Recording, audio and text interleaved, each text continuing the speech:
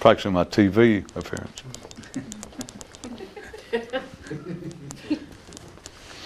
One day, a guy made a most startling discovery and went to his local conditions and said, "Say, look, I'm not quite sure just what it means, but I've realized the weirdest thing," and went on to describe it, after which local conditions seemed most surprised and put off balance and swiftly encouraged the man not to repeat what he had seen to anyone.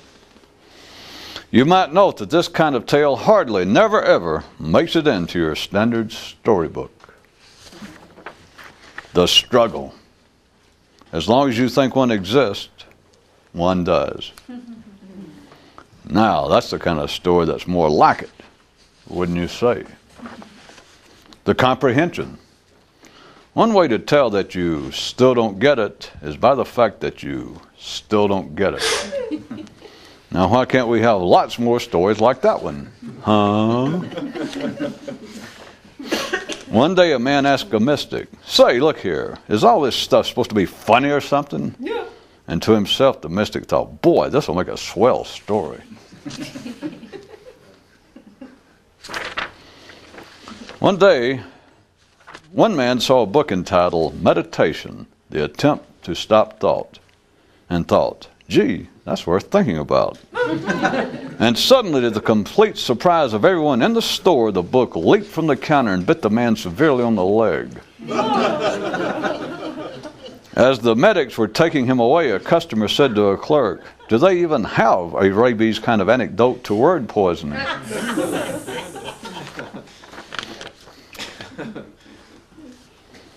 In the more enriched reality perceived by the awakened, what is not caused by something else.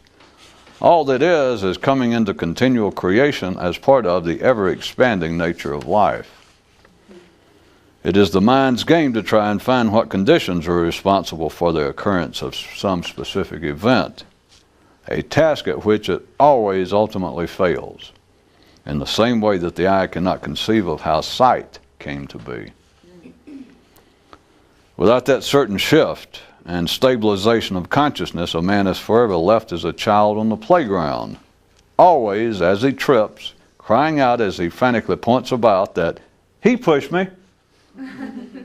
The awakened could even be thought of as a type of super scientist, one who sees the forces that drive the life of man, including, and in particular, his psychological one, to be as disinterested, unprejudiced, and non-personal as those routinely observed to control his physical one.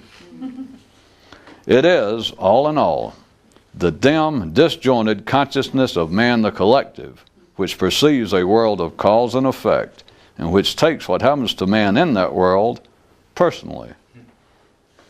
Those awake to what's really going on are somewhere else.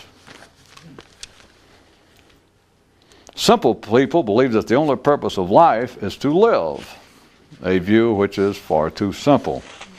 Sophisticated people believe that there is a much more complex purpose to life, and their view is always too complex.